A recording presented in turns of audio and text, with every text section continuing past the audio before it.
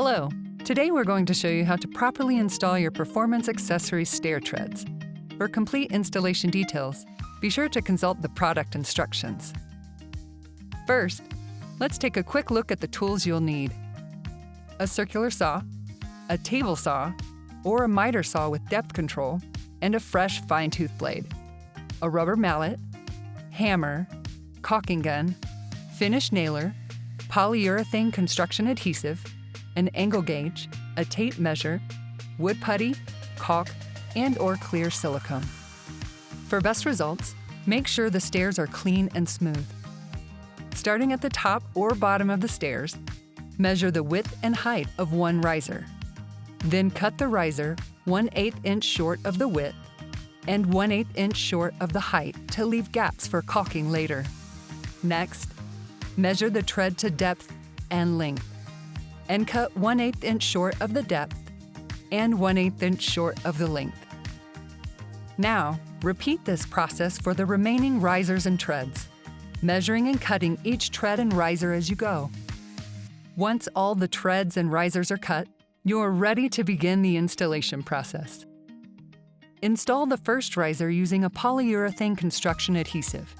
Do not use water-based adhesive. Draw an S shape with the adhesive along the back side of the riser and put it in place, remembering to leave a 1/16 inch expansion gap all the way around. Put one finish nail in each of the 4 corners, then 2 in the center, top, and bottom. Now, we're ready for the new stair tread. Set it in place first to ensure a proper fit.